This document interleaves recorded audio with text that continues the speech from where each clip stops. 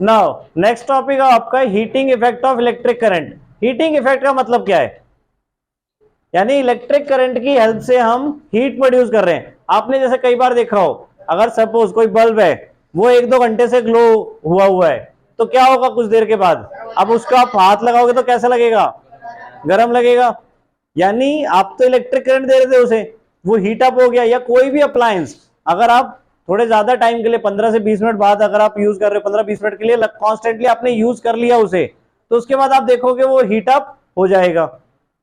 ठीक है, क्लियर? तो ऐसा क्यों?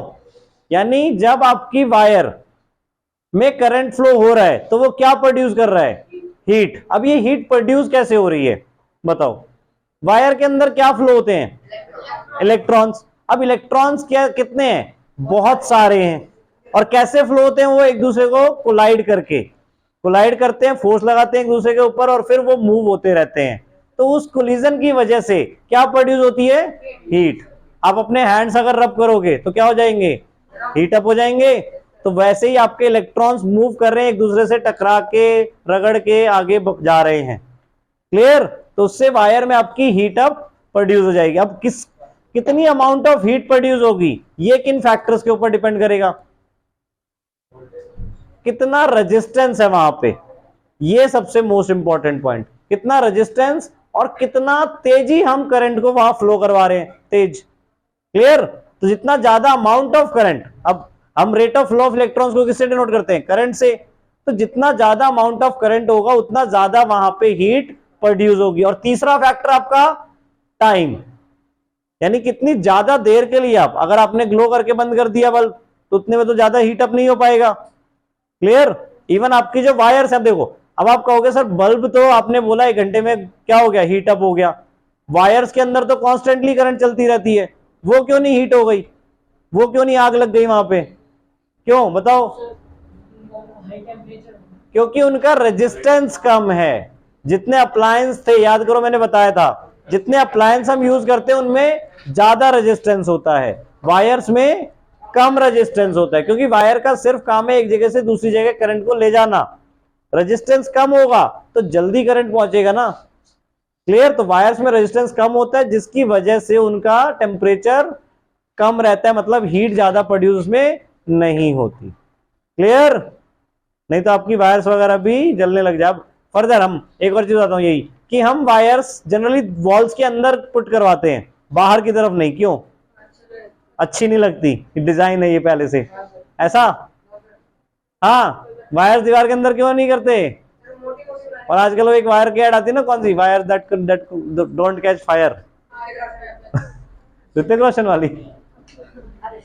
हाँ, वो देखो, हीरो के नाम बटोटे याद आ गए, ये नहीं याद है इलेक्ट्रिसिटी टॉपिक क्या है। हाँ, मोटी वायर्स होती है, इसलिए फायर कैच नहीं होता। क्या? दीवार के अंदर टेम्परेचर कूल रहता है। वाह, बहुत बढ़िया साइंस बताई। हाँ, दीवार के अंदर सोएंगे कल से, ठंडी लगेगी थोड़ी। हाँ, सोचो क्यों करते हैं हम वायर्स को वॉल्स के अंदर फिट? क्योंकि वॉल्स के अंदर ऑक्सीजन नहीं मिलेगा।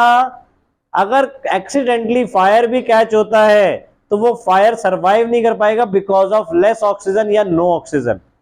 ठीक है, आप सबको पता है फायर के लिए ऑक्सीजन नेसेसरी है, तो ऑक्सीजन वहां नहीं मिलेगी, जिसकी वजह से वहां पर बर्नट आउट्स नहीं हो सकते। क्लियर? अगर फायर लग भी गया तो जहां तक वॉल के बाहर है वहां तक तो होगा, उसके अंदर तुरंत अपने आप बंद हो जाएगा, क्योंकि अंदर ऑक्सीजन ही नहीं है। जलने के बाद कार्बन डाइऑक्साइड प्रोड्यूस हो जाएगा, कार्बन डाइऑक्साइड ऑक्सीजन को और कट कर देगा वहां से। क्लियर? तो इसलिए वायर्स हमेशा वॉल्स के अंदर होती हैं। इसीलिए कभी भी ओपन फिटिंग्स नहीं करवानी चाहिए, क्योंकि एक्सीडेंटली अगर फायर कॉज हो गया तो पूरा घर भी जल सकता है उन वायर्स की वजह से। ठीक है, याद रखना अच्छी तरह है टेम्परेचर। ठीक है, नाउ अब हीटिंग इफेक्ट। अब हीटिंग इफेक्ट के तो बैड एडवांटेज हो गया कि वायर में फायर हो सकता है कैच। ठीक है, बट एडवांटेज क्या है? खाना गर्म करते हो ओवन में, तो वो किसकी हेल्प से? इलेक्ट्रिसिटी की हेल्प से। ठंड आ जाती है तो क्या करते हो? हीटर चलाते हो, गीजर चलाते हो। टोस्टर भी यूज करते हो? कौन कौन करता है? गीजर तो सारे यूज करते होगे आज की डेट में, तो है ना? तो गीजर किसके ऊपर चल रहा है? इलेक्ट्रिसिटी। अब इलेक्ट्रिसिटी तो हमें क्या क्या प्रोड्यूस कर रही है वहां पे? हीटिंग इफेक्ट, यानी वाटर को हीट कर रही है। क्लियर? तो ऐसे अप्लायंस जो टोटली क्या कर रहे हैं? इलेक्ट्रिकल एनर्जी को हीटिंग एनर्जी में कन्वर्ट कर रहे हैं, उनके लिए हम स्पेशली बोलते हैं heating effect of electric current. जैसे गीजर हो गया, ओवन हो गया, टोस्टर हो गया, हीटर हो गया। ठीक है? जो आपकी सीधे सीधे जो इलेक्ट्रिकल एनर्जी आप दे रहे हो उन्हें, वो किस में कन्वर्ट कर रहे हैं? हीटिंग एनर्जी में। क्लियर? तो ये heating effect of electric current है। अब कितना हीटिंग इफेक्ट वो प्रोड्यूस कर सकते हैं, ये हम कैसे निकालेंगे? अब हीट क्या है? Type of energy. क्लियर? और एनर्जी आप सबने लास्ट ईयर पढ़ा था, एनर्जी किसके इक्वल होती है? वर्क डन के। एनर्जी किसके इक्वल होती है?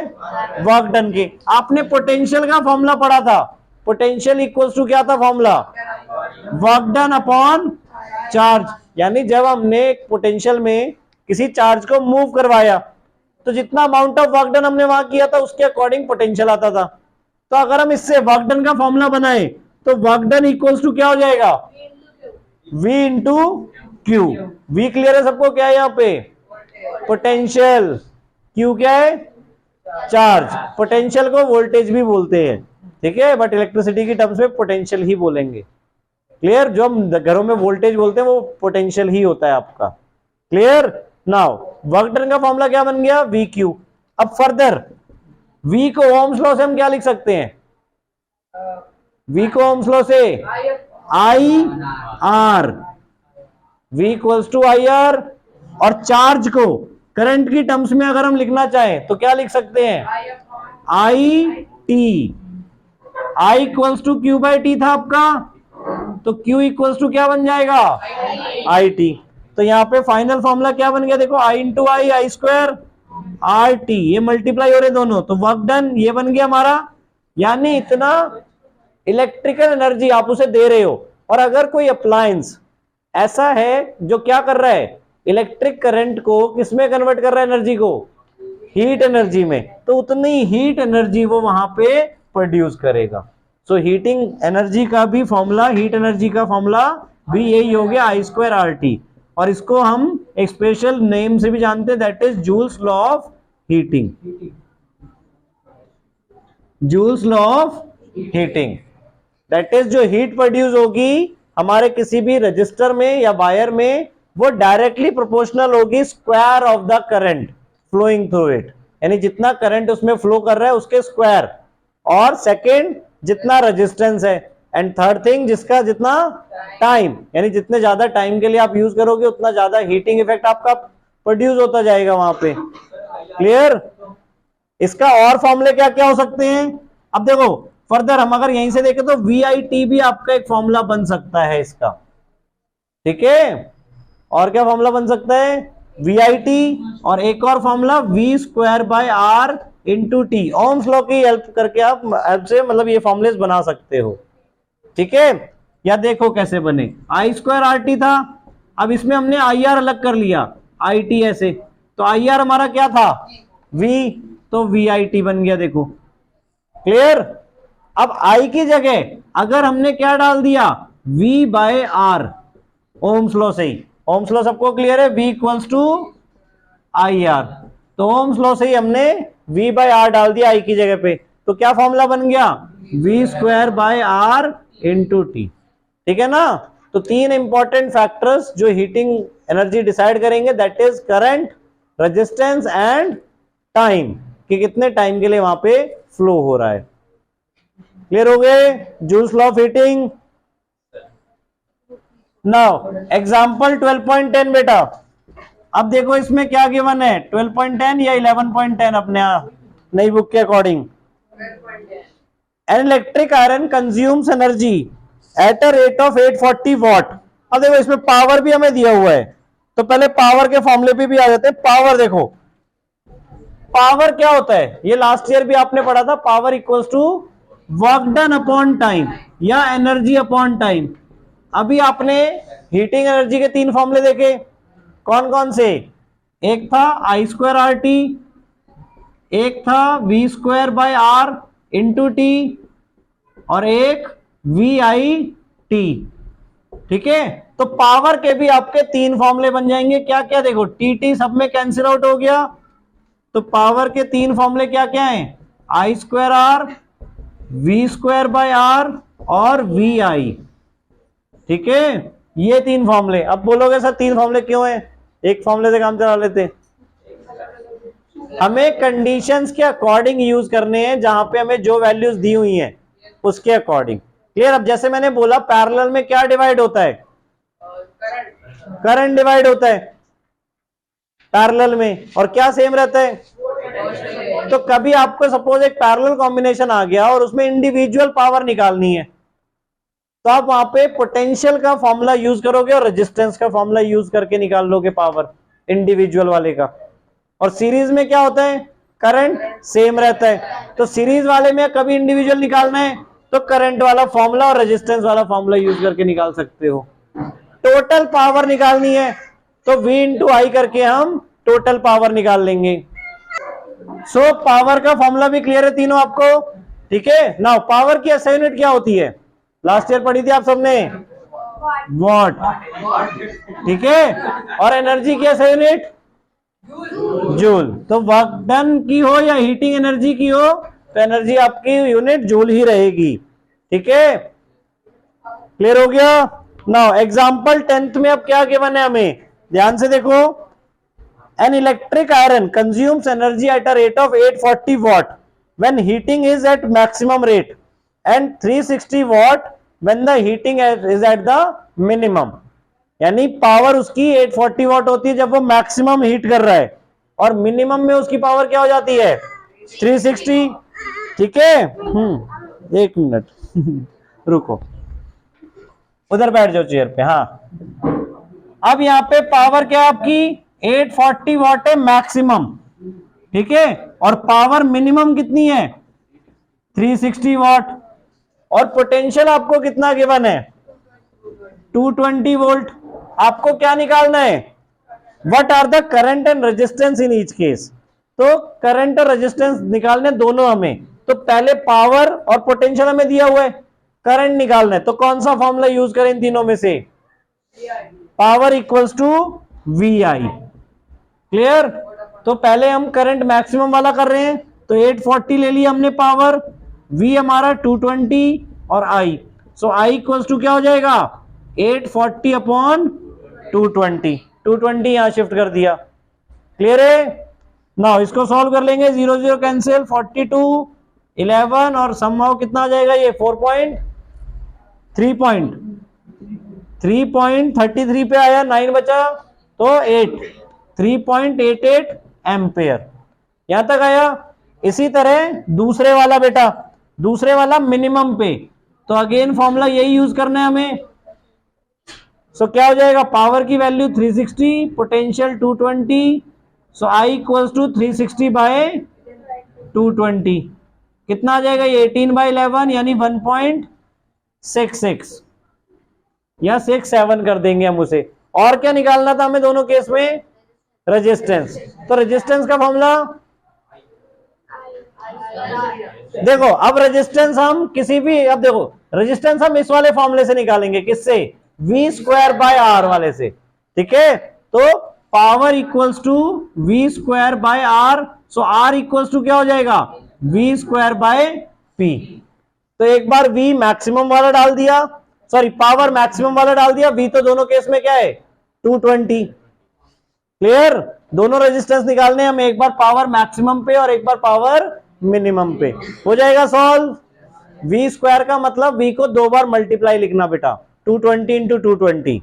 ठीक है, डायरेक्ट स्क्वायर नहीं करना है आपको, पहले कट ऑफ करना, जो कट ऑफ हो जाए उसके बाद मल्टीप्लाई करना जो फाइनल बचेगा। क्लियर, हो जाएगा 12.10। 12.11 भी बेटा इसी तरह देखो, 100 जूल ऑफ हीट। हाँ, एग्जांपल 11.11 में क्या गिवन है आपको, 100 joule of heat is produced. ठीक है, एग्जांपल 11.11 में आपको हीट गिवन है कितनी 100 जूल्स। क्लियर। नाउ रेजिस्टेंस कितना है 4 ओम, और टाइम कितना गिवन है आपको ईच सेकेंड मतलब हर सेकेंड 1 सेकेंड की बात की गई है। अब हमें पोटेंशियल डिफरेंस बताना है, उसमें क्या बताना है पोटेंशियल डिफरेंस यानी कि V। तो कौन सा फॉर्मूला यूज करें हीट का, बताओ। हीट के 3 फॉर्मूले थे आपके, आई क्या है हमारे पास V square by R into T, ये वाला फॉर्मूला। 3 फॉर्मूले कौन कौन से थे आपके, VIT, V square by R into T और I स्क्वायर RT। तो ध्यान से देखो कौन सा यूज कर रहे हैं, V square R by T वाला। क्यों V square by R into T, क्यों, क्योंकि V निकालना है, R पता है और T पता है हमें। क्लियर। तो H की वैल्यू हमने 100 पुट की, V कितना है हमारा निकालना है, R कितना है 4 और T 1। सो क्या हो जाएगा, अब 4 इधर शिफ्ट हो जाएगा, सो 4 इधर जाके क्या हो जाएगा multiply equals to V square. So V equals to क्या आ जाएगा अंडर रूट 400 यानी कि 20, और यूनिट वोल्ट, पोटेंशियल की यूनिट वोल्ट। क्लियर। तो 20 वोल्ट हमारा आंसर आ गया। क्लियर। इन्होंने करंट से निकाला है, देखो हमने डायरेक्ट निकाल लिया है। अगर तीनों फॉर्मूले याद रहेंगे आपको तो डायरेक्ट भी कर सकते हो, छोड़ दो कोई नहीं से। नाउ एक और इंपॉर्टेंट चीज देखो बेटा, अब पावर की यूनिट आप सबको पता है क्या है, वॉट। अब इलेक्ट्रिकल एनर्जी जो आप सबके घरों में मीटर लगे हुए हैं, वहां पे कौन सी यूनिट लिखी होती है इलेक्ट्रिकल एनर्जी में, किलोवाट आवर। अब एनर्जी की आप सबको पता है यूनिट क्या होती है, ऐसा यूनिट जूल। तो इलेक्ट्रिकल एनर्जी की ऐसा यूनिट बेसिकली किलोवाट आवर है। अब इसका मतलब क्या है, अब एनर्जी का फॉर्मूला अगर हम पावर की टर्म्स में लिखें तो क्या होगा, पावर इक्वल्स टू क्या था, power equals to energy upon time. So energy equals to क्या बन जाएगा, पावर इनटू टाइम। अब 1 किलोवाट आवर का मतलब क्या है, देखो 1 किलोवाट आवर का मतलब 1000 watt multiply by 1 hour. 1 hour में कितने सेकंड्स होते हैं, 1 आवर में 3600 सेकेंड्स। तो ये वॉट सेकंड हो गया, और 1 वॉट सेकंड आपका 1 वॉट सेकंड जूल कहलाता है। ठीक है, 1 watt second equals to 1 joule. तो 1 किलोवाट आवर में कितने जूल्स हो जाएंगे, 3.6 इंटू 10⁻⁶। ध्यान से देखो बेटा, 2 और ये 350 है, और इसको 3.6 में हमने कन्वर्ट किया। क्लियर। तो इतने जूल्स। क्यों यूज करते हैं हम किलोवाट आवर को, क्योंकि जूल्स जो है वो छोटी यूनिट है। क्लियर। अब अगर आपके घरों में बोला जाए 100 यूनिट्स यूज की गई है इस मंथ में, तो वो तो फिर भी समझ में आएगा, बट बोल दिया जाएगा 3.5 लाख जूल्स आपने यूज कर लिए, तो कैसा लगेगा, कहेगा इतना तो हम खाना भी नहीं खाते। ठीक है, बिल उतना ही रहेगा बट जूल्स अलग दिखेंगे। क्लियर। तो इसलिए हम किलोवाट आवर बड़ी यूनिट्स यूज करते हैं इलेक्ट्रिक एनर्जी के लिए। क्लियर है। इसी तरह एग्जांपल 12th और 13th। अब जैसे हमें कॉस्ट निकालना है, एग्जांपल 13th में देखो, एक रेफ्रिजरेटर को कितने वॉट का है, 400 वॉट का, कितनी देर के लिए यूज किया, 8 आवर पर डे। ठीक है। तो अब हमें जब इलेक्ट्रिक एनर्जी निकालनी है तो ध्यान से देखना इस चीज को बेटा। एग्जांपल 11.13 में हमें क्या गिवन है, पावर कितनी 400 वॉट, और टाइम कितना 8 आवर्स पर डे। ठीक है। अब हमें कितने दिनों का निकालना है, cost of energy to operate it for 30 days. तो पावर को पहले हमें किस में कन्वर्ट करना पड़ेगा, किलोवाट आवर में। तो किलोवाट में, सॉरी, पावर को किलोवाट में बेटा, और टाइम आवर्स में लेना है, तब एनर्जी हमारी किलोवाट आवर में आएगी। तो इसको किलोवाट में करने के लिए क्या करते हैं, वॉट को किलोवाट में करने के लिए divide by 1000, so divide by 1000 करेंगे तो कितना आएगा? 0.4 किलोवाट। ठीक है, उधर उधर उधर। हाँ, एनर्जी इक्वल्स टू क्या फॉर्मूला था? Power into time. So power कितना है? 0.4 और टाइम, सो एनर्जी किस में आ जाएगी? किलोवाट आवर में। ठीक है, इधर का नहीं, इधर का नहीं, नीचे नीचे का, वहां का। हाँ, सो 0.4 इंटू 8 कितना होता है? 3.2 किलोवाट आवर। अब ये कितने हैं? पर डे का है। नो बेटा, नो नो, वही वाला। हाँ, पर डे का ये 30 डेज में क्या होगा? हाँ, 3.2 kilowatt per hour per day का है ये आपका। नाउ हमें कितना बोले? 30 डेज का बताना है। तो 30 डेज में क्या होगा? Energy used in 30 days equals to 3.2 into 30, that is 96 kilowatt hour. अब एक दिन का कितना कॉस्ट था? 1 किलोवाट आवर का कॉस्ट 3 रुपए है। ठीक है, तो कितना कॉस्ट आ जाएगा हमारा? Cost equals to energy into rate, जितनी आपने एनर्जी यूज की है। सो 96 इंटू 3 कितना आ जाएगा रुपीज में? 288। क्लियर? मल्टीप्लाई करके प्रॉपरली चेक कर लेना। आया समझ में? तो इस तरीके से आप अपने घरों का बिल भी निकाल सकते हो। तो कैलकुलेट कर लेना कौन सा अप्लायंस कितनी देर यूज हुआ एक दिन में और कितना बिल बनना चाहिए। कहीं इलेक्ट्रिसिटी वालों ने ज्यादा बिल तो नहीं बना दिया?